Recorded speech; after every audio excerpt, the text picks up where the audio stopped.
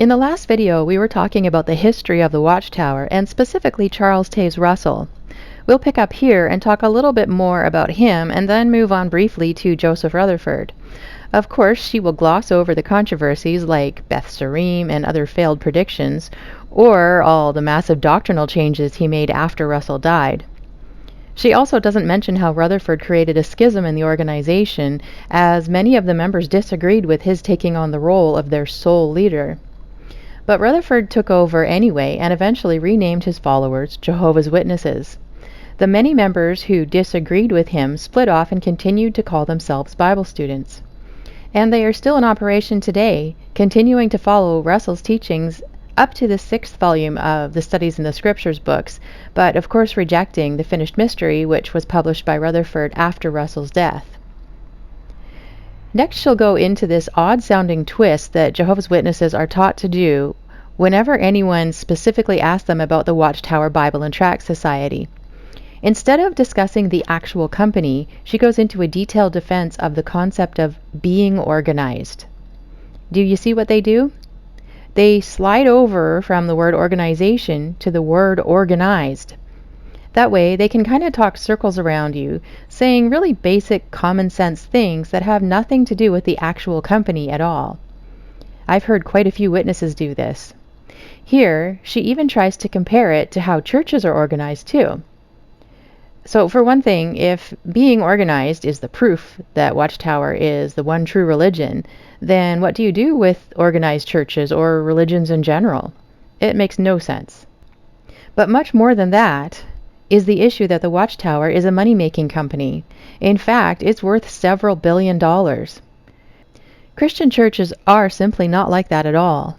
There are certainly churches with false teachers, and one of their marks is the fact that they are so focused on collecting massive amounts of money from their followers.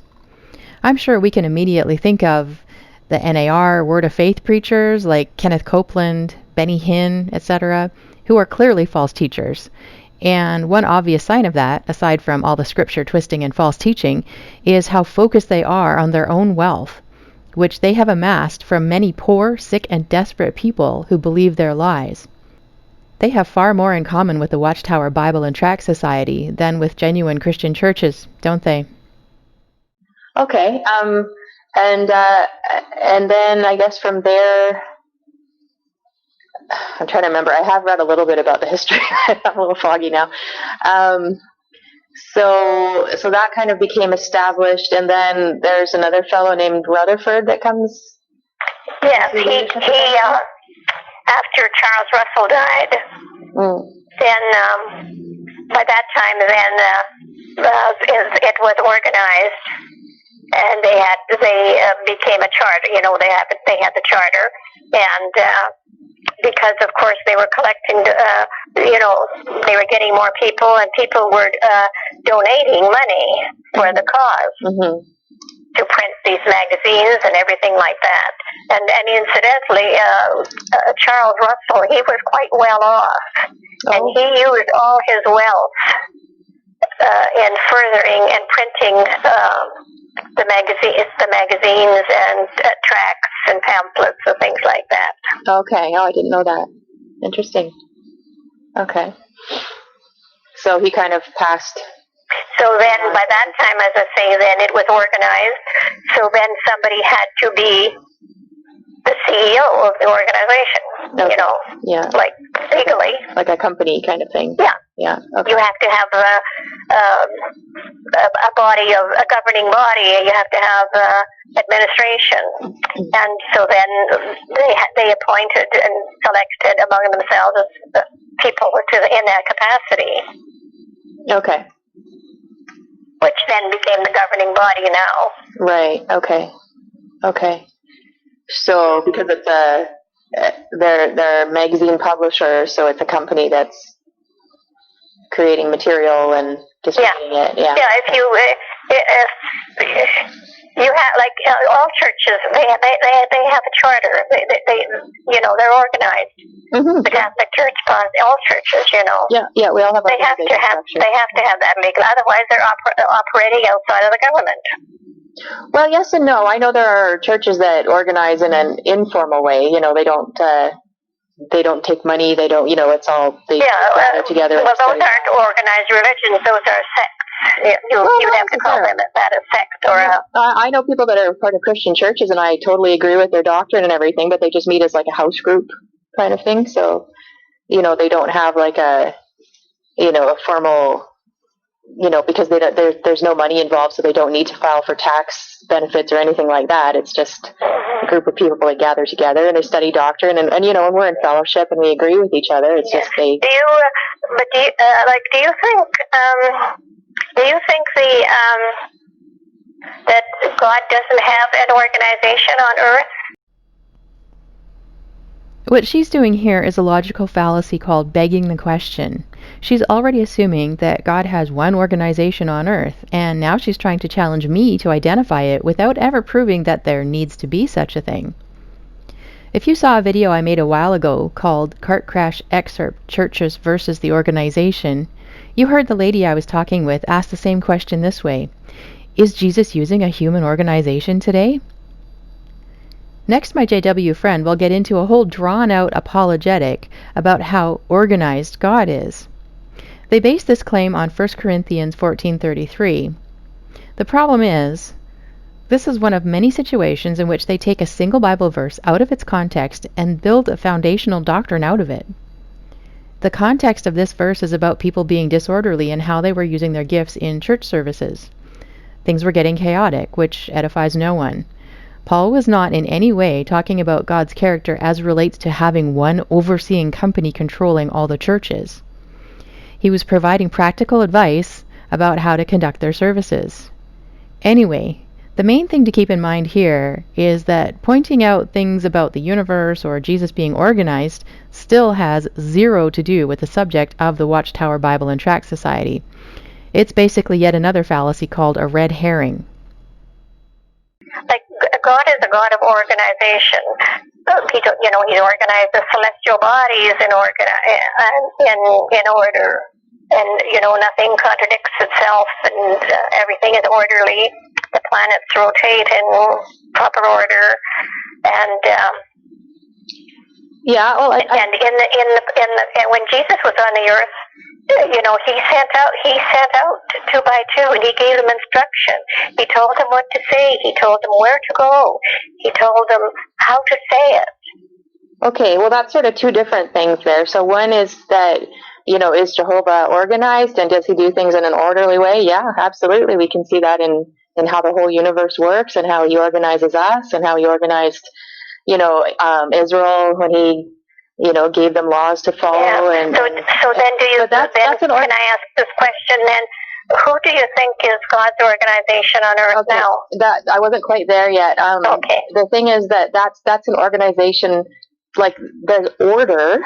That's very different than like a company organization, right? Like being a, you know what I mean? Like an organization in the sense of being corporate, is very different than just the fact that God has ordained that he's a God of order. We know that in Corinthians, he's a God of order. So that's two different things. But you see, like times change, and you operate under a government. Now she slightly changes her argument yet again to start talking about operating under a government. This still has nothing to do with the magazine publishing company that she submits to, does it? And it seems to me that she's venturing even further from her earlier argument about God's nature, because the Watchtower is very vocal about how they see all the governments of the world as wicked and not really having authority, again, over the magazine publishing company. What she's doing here is exactly what scares so many Christians away from opening their doors and engaging with JWs. They are experts at talking in circles and taking you down all sorts of unrelated paths to create nothing but absolute confusion, with the intent of leaving the Christian unable to even figure out what was being discussed or how to respond. Kinda ironic, isn't it? And we're told to operate under a government. Yeah, and there are lots of government structures, and whatever one we're under, we're supposed to submit to, as far as they're not disobeying. The law requirements in this century are not the law requirements of during the Israelites or during Jesus' day. Well, they're laws are much more complex now because. Oh, I don't know if they're complex. Some things are different for sure. There's different culture, different structure set up, and different purposes. I mean, during Jesus' day, you had the Roman government was in charge, so they had their laws, and and certainly our laws here are different than they are in China. So like if you want to print magazines and you want to distribute them, and you want to send out missionaries to different areas to expand the work, that all has to be under a legal requirement. I didn't challenge her on this, but strictly speaking, that's not really accurate. Christians are called by God to go out into all the world and preach the gospel to the ends of the earth. That has always been and continues today to be illegal in many places. So we don't follow governmental laws when they require us to break God's law. God is our authority. So we submit to our governments in all cases except when they are commanding the breaking of God's law. Additionally, while some churches do print material to hand out, like gospel tracts, we're not magazine publishers. So this whole idea of doing that under government authority is really odd. If Christians always followed that rule, we would not even have an English translation of the Bible because that was illegal at one point. Notice how much further away we are from the actual subject now. She's very good at this game, isn't she? Because you can, if a church over here, if they want to send missionaries to, say, for instance, to Australia or anywhere, you have to get permission from that government, and you have to do the paperwork, and you have to submit paperwork, and that individual isn't doing it. It's the organization that's doing it, because you have to have order, because then it'd be chaos. People, they'd be going in. Maybe there'd be too many people going to Australia, or nobody going to New Zealand, or whatever. So things have to be okay. But I guess the very question organized. is, if those people if missionaries are going out in the world, aren't they the ones who are called by Jehovah to go? And he's not a God of disorder, like we agree. So he sends people where they're called to go. And so like my church sends out missionaries to certain countries, and other churches send them out to certain countries, and there's overlap there. Yeah, and your church is, you're a Baptist, right? Yeah. Yeah. So you're an organized religion. You're an organized religion that has a charter. My church has its own statement of faith, if that's what you mean. Because we're not a business, so. Well, we're not a business either, but legally, you do every. In order to, like, if you own, the church owns property. Yeah. We needed a church. Yeah. Your church is not taxed. Right. By the government. Why is it not taxed? Right. Because they've gone through that process. Your church has applied to the government so that they don't get taxed, and so they are considered a church. So they are under the umbrella of a church. So they're organized.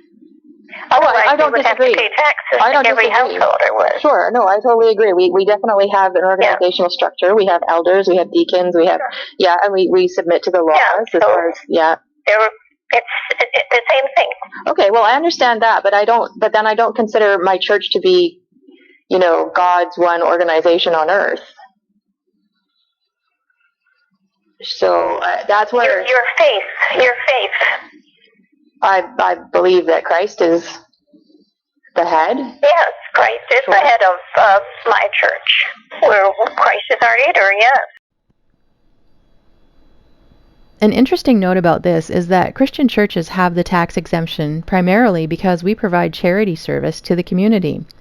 Yes, there is supposed to be a separation of church and state so that the government does not have a say in how we operate or worship. Though you may have noticed how that whole separation has been removed now in the Western world, but that's a whole other topic. But at this point, the primary reason the churches are still not being taxed, at least for now, is because of our charity work, which the Watchtower has never done. Have you ever heard of a Watchtower soup kitchen or homeless shelter? No, they don't engage in that kind of work. Honestly, I don't know how this, as I said, multi-billion-dollar corporation can get away with its tax exemption status. Apparently that may actually be reversed in Australia soon because of all the child sex abuse scandals that were exposed by the Australia Royal Commission Case Study 29, which will be interesting to see. So we'll stop here and pick up with more about being organized and the parable of the faithful and discreet slave next time.